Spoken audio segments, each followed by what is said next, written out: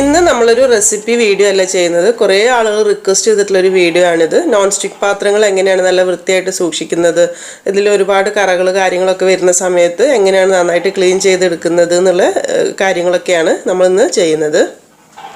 കുറേ ആളുകൾ ചോദിച്ചിട്ടുള്ളൊരു കാര്യമായിരുന്നു ഞാൻ എങ്ങനെയാണ് നോൺ സ്റ്റിക്ക് പാത്രങ്ങൾ കെയർ ചെയ്ത് സൂക്ഷിക്കുന്നത് എന്നുള്ളത്. അപ്പോൾ അതുകൊണ്ടാണ് ഈ ഒരു വീഡിയോ ചെയ്യുന്നത് കേട്ടോ. ഒരുപാട് ആളുകൾ ചെയ്യുന്നൊരു ടിപ്പ് തന്നെയായിരിക്കും ബേക്കിംഗ് സോഡയും ചെറുനാരങ്ങയും കൂടെ ചേർത്തിട്ട് മിക്സ് ചെയ്തിട്ട് ജസ്റ്റ് ഒന്ന് സ്ക്രബ് ചെയ്തെടുക്കുന്ന ഒരു രീതി.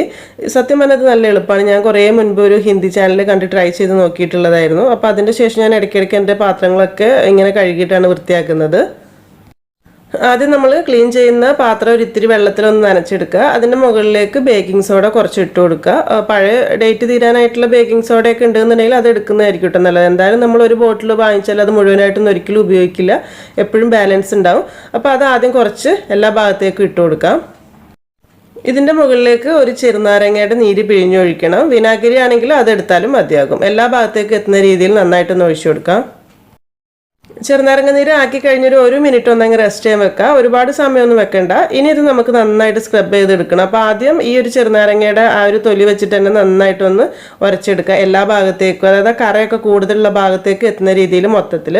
അപ്പം നമ്മൾ ഒരുപാട് വീഡിയോയിൽ കാണുമ്പോൾ പെട്ടെന്നൊരു മാജിക് പോലെയൊക്കെ ജസ്റ്റ് ബേക്കിംഗ് സോഡ ഇട്ട് കഴിഞ്ഞ് ഒന്നങ്ങ് സ്ക്രബ് ചെയ്യുമ്പോഴേക്കും നന്നായിട്ട് ക്ലീനായി വരുന്ന പോലെ തോന്നും. പക്ഷെ അത്ര എളുപ്പത്തിലൊന്നല്ല. എത്രത്തോളം അഴുക്ക് നമ്മളെ പാത്രത്തിലുണ്ട് അതിനനുസരിച്ച് സമയം എടുക്കും കേട്ടോ. ചിലപ്പോൾ ഒരു ഇത്തിരി സമയം എടുക്കും. വളരെ കുറഞ്ഞ കറിയൊക്കെ ഉള്ളതെന്നുണ്ടെങ്കിൽ പെട്ടെന്ന് റെഡിയായി കിട്ടും ചെയ്യും.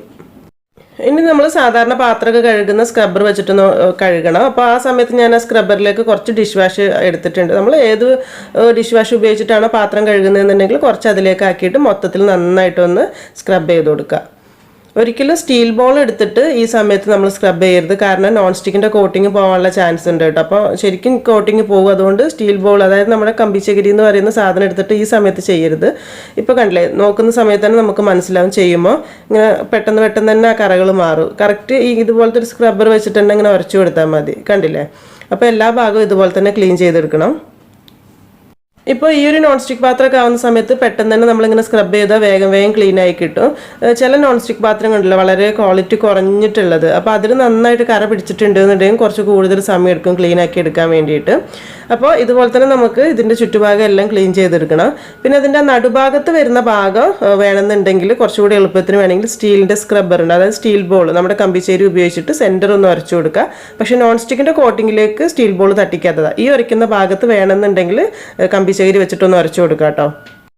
ഈ ഒരു ഭാഗത്തത്തെ കറ പോയി കിട്ടാൻ കുറച്ചൊരു സമയം എടുക്കും. ഇപ്പം ഞാൻ നന്നായിട്ട് ഉരച്ചെടുത്തിട്ടുള്ളതാണിത്. ഈ ഒരു പാൻ എന്ന് പറയുന്നത് ഞാൻ കൂടുതൽ ഓയിൽ ഒഴിച്ചിട്ട് ഫ്രൈ ചെയ്യാൻ എടുക്കുന്ന ഫ്രൈ പാനാണ്. അപ്പോൾ അതുകൊണ്ട് തന്നെ എണ്ണ ഒഴിച്ച് എടുക്കുന്ന പാൻ ആയതുകൊണ്ട് തന്നെ നല്ല സമയം എടുക്കുന്നു ക്ലീനായി കിട്ടാൻ വേണ്ടിയിട്ട്. ഇപ്പോൾ ഏകദേശമൊക്കെ അങ്ങ് ക്ലീനായിട്ട് വരുന്നുണ്ട്. പിന്നെ പാനിൻ്റെ ഉൾഭാഗം നമ്മൾ ഒരിക്കലും സ്ക്രബ്ബർ ഇട്ടിട്ടൊന്നും ഒരുപാട് റഫായിട്ട് ഉരയ്ക്കരുത്. പിന്നെ ഈ ഒരു സൈഡ് ഭാഗത്ത് ചെറിയൊരു കറകളുണ്ട്. കാരണം പറഞ്ഞ പോലെ തന്നെ എണ്ണയൊക്കെ കൂടുതലായിട്ട് ഉപയോഗിക്കുന്ന ഫ്രൈ ആക്കുന്ന പാൻ ആയതുകൊണ്ട് തന്നെ സൈഡ് ഭാഗത്തുള്ള ഈ കറയും നമുക്ക് ഈ ഒരു സ്ക്രബ്ബറിൻ്റെ ആ സ്പോഞ്ചിൻ്റെ ഭാഗമൊക്കെ വെച്ച് നന്നായിട്ടൊന്ന് ഉരച്ചു കൊടുക്കുക, ഉള്ളിലേക്ക് സ്ക്രാച്ച് ഒന്നും വരാത്ത രീതിയിൽ. ഏകദേശം ഒരു 5 മിനിറ്റൊക്കെ നന്നായിട്ടൊന്ന് സ്ക്രബ് ചെയ്തെടുത്താൽ തന്നെ പാത്രം നല്ല വൃത്തിയായിട്ട് കിട്ടും. ഇപ്പം നമ്മളെ പാത്രം ഏകദേശം നന്നായിട്ട് വൃത്തിയായിട്ടുണ്ട്.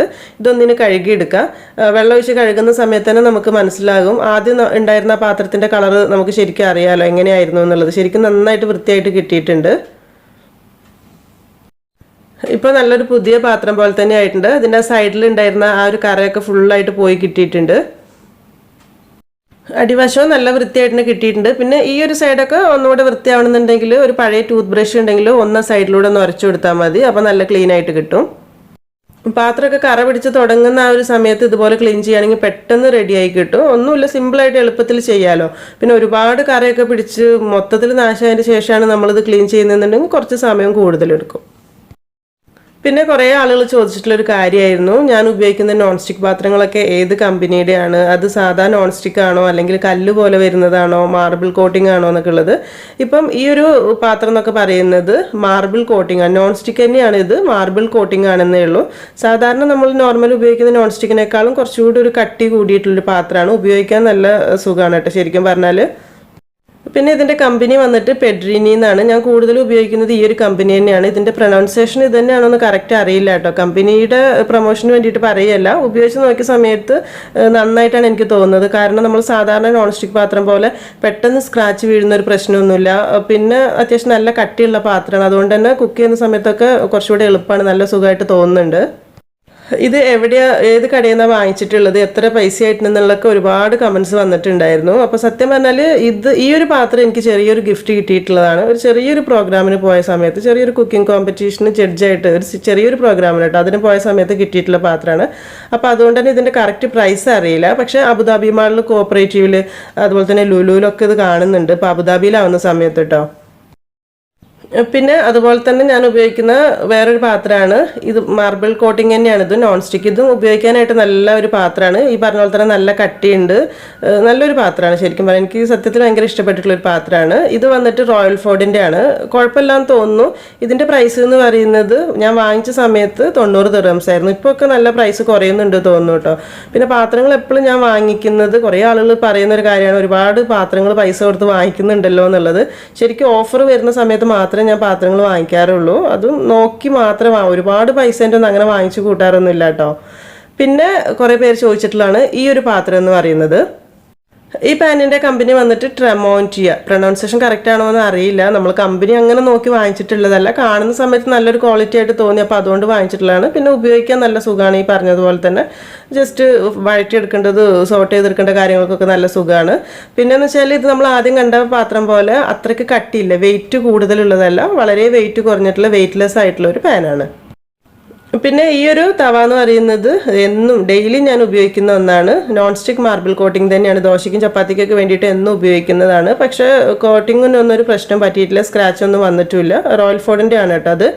പിന്നെ എനിക്ക് കുക്ക് ചെയ്യുന്ന സമയത്ത് ഏറ്റവും ഇഷ്ടപ്പെട്ടിട്ടുള്ളൊരു പാനാണ് ഇത്. നോൺ സ്റ്റിക്ക് മാർബിൾ കോട്ടിംഗ് തന്നെയാണ്. നല്ല കട്ടിയുള്ളൊരു പാത്രമാണിത്. ഈ പറഞ്ഞതുപോലെ തന്നെ കുക്ക് ചെയ്യുന്ന സമയത്ത് നല്ല എളുപ്പമാണ്, അടുക്കി പിടിക്കുന്ന ഒരു പ്രശ്നമൊന്നുമില്ല. ഇതും വന്നിട്ട് കമ്പനി പെഡ്രീനി തന്നെയാണ്. പക്ഷേ ഇതുവരെ കോട്ടിംഗ് ഒന്നും പ്രശ്നം വന്നിട്ടൊന്നുമില്ല, സ്ക്രാച്ച് ഒന്നും വീണിട്ടൊന്നുമില്ല. നല്ലൊരു പാത്രം തന്നെയായിട്ടാണ് തോന്നുന്നത്.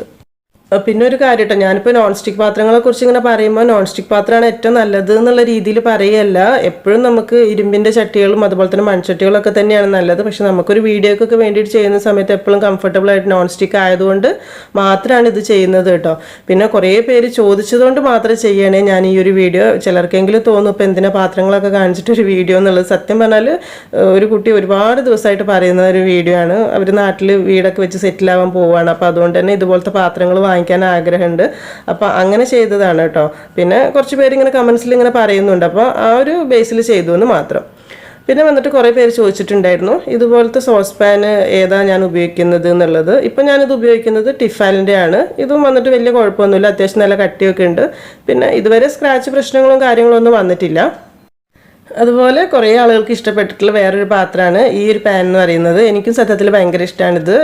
ചെറുതായിട്ട് ഗ്രില്ലൊക്കെ ചെയ്യുന്നൊരു പോലെ, എന്നാൽ വലിയൊരു ഗ്രില്ലിൻ്റെ പാനും അല്ല, എന്നാൽ ഉപയോഗിക്കാൻ സുഖമാണ്, കുഴപ്പമില്ല. മീനൊക്കെ ഫ്രൈ ചെയ്തെടുക്കാൻ നല്ലതായിട്ട്, ഒരുപാട് ഓയിലൊന്നും ഇല്ലാതെ നല്ല രീതിയിൽ ഫ്രൈ ആയി എടുക്കാനായിട്ട് പറ്റും. ഇതും വന്നിട്ട് പെഡ്രീനി തന്നെയാണ്. എല്ലാവരും കൂടുതലായിട്ട് ചോദിക്കുന്ന ഒരു കാര്യം എന്ന് വെച്ചാൽ എങ്ങനെയാണ് നോൺ സ്റ്റിക്ക് പാത്രങ്ങൾ എപ്പോഴും നല്ല പുതുമയോടുകൂടെ സൂക്ഷിക്കുന്നത്, നല്ല വൃത്തിയായിട്ട് സൂക്ഷിക്കുന്നത് എന്നുള്ളതാണ്. ഞാൻ ചെയ്യുന്ന 1-2 കാര്യങ്ങൾ എന്ന് വെച്ചാൽ, ഒരിക്കലും സ്റ്റീലിൻ്റെ സ്പൂണോ കയ്യിലോ ഒന്നും വെച്ചിട്ട് ഒന്നും ഇളക്കാറില്ല. കൂടുതലും മരത്തിൻ്റെ തവി തന്നെയാണ് ഉപയോഗിക്കുന്നത്. പിന്നെ അതുപോലെ തന്നെ നമ്മൾ ഫുഡൊക്കെ ഉണ്ടാക്കി ചൂടോടുകൂടി തന്നെ ഈ പാത്രങ്ങൾ കഴുകാറില്ല. അതിൻ്റെ ശാസ്ത്രീയ വശം എന്നറിയില്ല, എന്നാലും ഞാൻ അങ്ങനെ ചെയ്യലില്ല. അങ്ങനെ ആവുന്ന സമയത്ത് കോട്ടിംഗ് പ്രശ്നം ഉണ്ടാവും എന്നൊക്കെ കേൾക്കുന്നത്. ഭക്ഷണമൊക്കെ ചൂടാറി കഴിഞ്ഞതിന് ശേഷമാണ് ഇത് കഴുകുന്നത്. പിന്നെ അതുമല്ല, ഒരിക്കലും ഉണ്ടാക്കിയ ഫുഡ് ഈ ഒരു പാത്രത്തിൽ തന്നെ എപ്പോഴും വെച്ചിരിക്കാറില്ല കേട്ടോ. ഉണ്ടാക്കി കഴിഞ്ഞാൽ അത് ചൂടാറുന്ന സമയത്ത് വേറൊരു പാത്രത്തിലേക്ക് മാറ്റി വെച്ചിട്ട് അപ്പോൾ തന്നെ ഇത് കഴുകി വെക്കും. കഴുകിയ വെള്ളത്തോടു കൂടെ എടുത്ത് വെക്കലില്ല. കഴുകി ഒന്ന് ഉണങ്ങിയതിന് ശേഷം പിന്നെ തുടച്ചിട്ടാണ് എടുത്ത് വെക്കുന്നത്. പിന്നെ അതുപോലെ തന്നെ നമ്മുടെ സാധാരണ സ്റ്റീൽ പാത്രമോ കാര്യങ്ങളോ അലുമിനിയം പാത്രമൊക്കെ ഇടുന്ന ആ ഒരു റാക്കിൽ തന്നെ നോൺ സ്റ്റിക്ക് പാത്രം ഒരിക്കലും വെക്കരുത്. കാരണം പെട്ടെന്ന് സ്ക്രാച്ചൊക്കെ വീഴാനുള്ള ചാൻസ് ഉണ്ട്. ഇത്രയും കാര്യങ്ങളാണ് അപ്പോൾ ഞാൻ ശ്രദ്ധിക്കുന്നത് ഇത് കെയർ ചെയ്യാൻ വേണ്ടിയിട്ട്. പിന്നെയെന്ന് വെച്ചാൽ ഈ ഒരു രീതിയിലുള്ള നോൺ സ്റ്റിക്ക് പാത്രം മാത്രമല്ല, നമ്മൾ കുക്കിങ്ങിന് ഉപയോഗിക്കുന്ന ഏത് പാത്രമാണെങ്കിലും എപ്പോഴും നല്ല വൃത്തിയിൽ സൂക്ഷിക്കുകയാണെങ്കിൽ അതായിരിക്കും ഏറ്റവും നല്ലത്. ആ കഴുകി വെള്ളത്തോടു കൂടി തന്നെ എടുത്ത് വെക്കാതെ ഒന്ന് ഉണങ്ങി തുടച്ച് നല്ല വൃത്തിയാക്കി എപ്പോഴും നല്ല പാത്രങ്ങൾ എപ്പോഴും നല്ല ക്ലീൻ ആയിട്ട് ഇരിക്കുകയാണെങ്കിൽ ഒരുപാട് കാലം നന്നായിട്ട് ഉപയോഗിക്കാൻ പറ്റും. പിന്നെ നോൺ സ്റ്റിക്ക് പാത്രത്തിനെ കുറിച്ച് പറയുമ്പോൾ ചിലരെങ്കിലും വിചാരിക്കും ഇതൊക്കെ വില കൂടിയ പാത്രം അല്ലേ എന്നുള്ളത്. പക്ഷെ നമ്മളിപ്പോൾ സാധാരണ നോൺ സ്റ്റിക്ക് ഉപയോഗിക്കുന്നവരാണെങ്കിലും കുറേ എണ്ണം വില കുറഞ്ഞത് വാങ്ങിക്കുന്നതിനേക്കാളും 2-3 വാങ്ങിക്കുന്നതിന് പകരം ഒന്ന് നല്ലത് വാങ്ങിക്കുകയാണെങ്കിൽ അതായിരിക്കും ബെസ്റ്റ് എന്ന് തോന്നുന്നു. പിന്നെ കുറേ ആളുകളുടെ ഒരു സംശയം കൂടെ ഉണ്ടായിരുന്നു. അതുകൂടെ ഞാൻ ഈ വീഡിയോയിൽ ചെറുതായിട്ടൊന്ന് പറയട്ടെ. കാരണം അതിന് പ്രത്യേകിച്ചൊരു വീഡിയോ കാര്യമൊന്നും പറയാനൊന്നുമില്ല. എന്താണെന്ന് വെച്ചാൽ കൈ എപ്പോഴും നല്ല വൃത്തിയായിട്ടിരിക്കാൻ സ്കിൻ കെയറിനായിട്ട് ഞാൻ എന്തൊക്കെയാണ് ചെയ്യുന്നത്, എന്തെങ്കിലും പ്രത്യേകിച്ച് ലോഷനോ ക്രീമോ എന്തെങ്കിലും ഉണ്ടോ എന്നുള്ളൊരു ഡൗട്ട് ചോദിച്ചിട്ടുണ്ടായിരുന്നു. സത്യം പറയുകയാണെങ്കിൽ സ്കിൻ കെയറിന് വേണ്ടിയിട്ട് ഞാൻ ഒരു ലോഷനും ഉപയോഗിക്കുന്നില്ല. അപ്പോൾ അതുകൊണ്ട് തന്നെ ഒരു പ്രോഡക്റ്റിൻ്റെ കറക്റ്റ് പേര് പറയാനൊന്നുമില്ല. പിന്നെയെന്ന് വെച്ചാൽ ഞാൻ ചെയ്യുന്ന ഒരേ ഒരു കാര്യം എന്ന് വെച്ചാൽ പാത്രം കഴുകുന്ന സമയത്ത് ഗ്ലൗസ് ഇടാറുണ്ട് കേട്ടോ. അപ്പോൾ അങ്ങനെ ആവുന്ന സമയത്ത് കൈ എപ്പോഴും നല്ല വൃത്തിയായിരിക്കുന്നതാണ് എൻ്റെ ഒരു വിശ്വാസം. കാരണം നമ്മൾ കറികളുടെയൊക്കെ കളറ് നഖത്തിൻ്റെ ഉള്ളിലേക്ക് മഞ്ഞ കളറും ചുവന്ന കളറൊക്കെ നഖത്തിൻ്റെ ഉള്ളിൽ ഇങ്ങനെ പിടിച്ചിരിക്കാതെ കൈ എപ്പോഴും നല്ലൊരു വൃത്തിയായിരിക്കുന്ന ഒരു ഫീൽ കിട്ടാറുണ്ട്. എപ്പോഴൊന്നും ഗ്ലൗസ് ഇടാനും പറ്റാറില്ല. ഇപ്പം നമുക്ക് ഗസ്റ്റൊക്കെ ഉണ്ടാകുന്ന സമയത്ത് അല്ലെങ്കിൽ നാട്ടിലാവുന്ന സമയത്ത് അങ്ങനെയൊന്നും ചെയ്യലില്ല. ഇവിടെയൊക്കെ ആവുന്ന സമയത്ത് കഴിയുന്ന പോലെ ചെയ്യും, അത്രയേ ഉള്ളൂ. അപ്പോൾ ഞാൻ ചെയ്യുന്നത് എന്താണെന്ന് ചോദിച്ചുകൊണ്ട് മാത്രം പറയുകയാണ്. കഴിയുന്നതും പാത്രം കഴുകുന്ന ക്ലീനിങ് സമയത്ത് ഗ്ലൗ ഇടുകയാണെങ്കിൽ ഒരു പരിധി വരെയൊക്കെ കൈ വൃത്തിയായിട്ടിരിക്കാനേ കഴിയും. പിന്നെ അതുപോലെ തന്നെ കുറച്ച് ആളുകളുടെ ഒരു ഡൗട്ട് കൂടി ഉണ്ട്, അതുകൂടി ഒന്ന് ക്ലിയർ ചെയ്യാം കേട്ടോ. എന്താണെന്ന് വെച്ചാൽ നമ്മൾ സെർവ് ചെയ്യാൻ വേണ്ടിയിട്ട് എടുക്കുന്ന പാത്രങ്ങൾ എവിടുന്ന വാങ്ങിക്കുന്നത്, അതിന് എത്ര പൈസ ഉണ്ട്, നല്ല വില കൂടിയ പാത്രങ്ങളാണോ എന്നൊക്കെ ചോദിക്കലുണ്ട്. അപ്പോൾ അതുകൊണ്ടാണ് ആ ഒരു കാര്യം കൂടി ഉൾപ്പെടുത്തുന്നത്.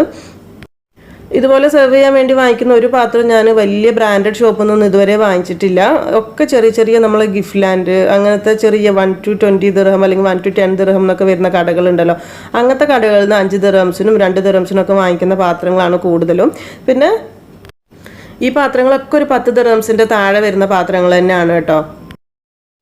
ഇപ്പോൾ അടുത്ത് ഞാൻ കുറേ റെസിപ്പികളിൽ ഈ ഒരു 2 പാത്രം സെർവ് ചെയ്യാൻ വേണ്ടി എടുത്തിട്ടുണ്ടായിരുന്നു. അപ്പോൾ ആ സമയത്ത് കുറച്ച് പേര് പറഞ്ഞിട്ടുണ്ടായിരുന്നു ഇത് എവിടുന്ന വാങ്ങിച്ചിട്ടുള്ളത്, ഇതിൻ്റെ പൈസ എത്രയാണെന്നൊക്കെ ഉള്ളത്. ഇതിവിടെ അടുത്തുള്ളൊരു ഷോപ്പിൽ ഗിഫ്റ്റ് ലാൻഡിൽ നിന്ന് വാങ്ങിച്ചിട്ടുള്ളതാണ്. സത്യം പറയുകയാണെങ്കിൽ ഈ ഒരു പ്ലേറ്റിൻ്റെ ഈ വലിയൊരു പ്ലേറ്റിൻ്റെ വില എന്ന് പറയുന്നത് 1.50 ദിർഹംസേ ഉള്ളൂ കേട്ടോ. ശരിക്കും ബ്രാൻഡഡ് ഷോപ്പിലൊക്കെ പോകാൻ നമ്മൾ ചിലപ്പോൾ ഒരു പ്ലേറ്റിന് 15 ദിർഹംസ് അല്ലെങ്കിൽ 30 ദിർഹംസ് ഒക്കെ വരുന്നുണ്ട്. പക്ഷേ ഇതിന് 1.50 കേട്ടോ. ഇതുപോലത്തെ 2 പ്ലേറ്റ് ഞാൻ വാങ്ങിച്ചിട്ടുണ്ട്. വലിയൊരു ക്വാളിറ്റി എന്നല്ല, എന്നാൽ കുഴപ്പമില്ല, നമുക്ക് സാധാരണയായിട്ട് ഉപയോഗിക്കാൻ പറ്റുന്ന ശ്രദ്ധിച്ച് ഉപയോഗിക്കുകയാണെങ്കിൽ പറ്റുന്ന നല്ലൊരു പ്ലേറ്റ്. നമ്മൾ പാത്രം ഉപയോഗിക്കുന്ന സമയത്ത് കുറേ ആളുകൾ ചോദിക്കുന്നുണ്ട് ഈ വൈറ്റ് പ്ലേറ്റ് തന്നെയാണ് എപ്പോഴും ഉപയോഗിക്കുന്നത്, അപ്പോൾ എങ്ങനെയാണ് ഇത് കൊണ്ടെടുക്കുക വൃത്തിയിൽ എന്നൊക്കെ ചോദിക്കുന്നുണ്ട്. നല്ല നല്ല കാര്യങ്ങൾ കമൻസ് പറയലുണ്ട്. പക്ഷെ അതിൽ തന്നെ കുറച്ച് ആളുകൾ കുറച്ച് റോങ് ആയിട്ടുള്ള കമൻസും പറഞ്ഞിട്ടുണ്ടായിരുന്നു. അപ്പോൾ അവരുടെ ഒരു തെറ്റിദ്ധാരണ മാറ്റാൻ വേണ്ടിയിട്ട് മാത്രം പറയുകയാണ് കേട്ടോ. അവർ ചോദിച്ചിട്ടുള്ളത് ഞാൻ എന്തുകൊണ്ടാണ് സ്റ്റീൽ പാത്രങ്ങളൊന്നും വീഡിയോയിൽ കാണിക്കാത്തത്, അത് സ്റ്റാൻഡേർഡ് അല്ലാത്തത് കൊണ്ടാണോ എന്നൊക്കെ ചോദിക്കുന്നത്. സത്യം പറയുന്നത് സ്റ്റീൽ പാത്രങ്ങൾ ഒരിക്കലും സ്റ്റാൻഡേർഡിന് ഒരു കുറവുമില്ല. അപ്പോൾ നാട്ടിലൊക്കെ എൻ്റെ വീട്ടിലൊക്കെ ഫുൾ സ്റ്റീൽ പ്ലേറ്റും കാര്യങ്ങളൊക്കെ തന്നെയാണ് ഉപയോഗിക്കുന്നത്. അപ്പോൾ ഇതിൻ്റെ ഒരു സത്യാവസ്ഥ എന്താണെന്ന് വിചാരിച്ചാൽ ഞാനിവിടെ അബുദാബിയിൽ വരുന്നതിന് മുൻപ് ഹസ്ബൻഡൊക്കെ ബാച്ചിലറായി നിൽക്കുന്ന സമയത്ത് അവർ വർക്ക് ചെയ്ത സ്ഥലത്ത് നിന്ന് കിട്ടിയിട്ടുണ്ടായിരുന്ന കുറേ പാത്രങ്ങളും ഗ്ലാസ്സുകളൊക്കെ ഉണ്ടായിരുന്നു ഇവിടെ. അതിൽ പെട്ടതാണ് ഇതുപോലത്തെ കുറേ വൈറ്റ് പ്ലേറ്റുകൾ. അപ്പോൾ അതുകൊണ്ട് പിന്നീട് സ്റ്റീൽ പ്ലേറ്റുകളൊന്നും വാങ്ങിച്ചിട്ടില്ല എന്നേ ഉള്ളൂ. പിന്നെ മോൾക്ക് ഭക്ഷണം കഴിക്കാൻ വേണ്ടിയിട്ടൊക്കെ സ്റ്റീൽ പ്ലേറ്റുകൾ 1-2 വാങ്ങിച്ചിട്ടുണ്ട് കേട്ടോ. അപ്പോൾ ആ ഒരു തെറ്റിദ്ധാരണ മാറ്റാൻ വേണ്ടി പറഞ്ഞു എന്ന് മാത്രം. പിന്നെ ഇതുപോലത്തെ ചെറിയ കുറച്ച് പാത്രങ്ങൾ ഒരു 5 ദിർഹംസ് 7 ദിർഹംസ് വരുന്ന രീതിയിൽ കുറച്ച് വാങ്ങിച്ചിട്ടുണ്ട്. അത് ഡൈസോയിൽ നിന്നാണ് കേട്ടോ വാങ്ങിച്ചിട്ടുള്ളത്. കുറച്ച് പേര് ചോദിച്ചിട്ടുണ്ടായിരുന്നു ഈ ഒരു ചെറിയ കളർഫുൾ പാത്രങ്ങൾ എവിടുന്ന വാങ്ങിച്ചിട്ടുള്ളത്. പുതിയതായിട്ട് വരുന്ന യൂട്യൂബേഴ്സൊക്കെയാണ് കൂടുതലായിട്ടും ചോദിച്ചിട്ടുള്ളത്. അപ്പോൾ അവർക്ക് വേണ്ടി പറയുകയാണ്. ഡൈസോ എന്ന് പറയുമ്പോൾ ഇവിടെ അബുദാബിയിലാണെങ്കിൽ അൽവദ മാളിലുണ്ട്, പിന്നെ അൽസഹിയ മാളിലൊക്കെ ഉണ്ട് ചെറിയ ചെറിയ ഷോപ്പായിട്ട്. അപ്പോൾ അവിടുന്ന് വാങ്ങിച്ചിട്ടുള്ളതാണ് കേട്ടോ ഈ ഒരു പാത്രങ്ങൾ.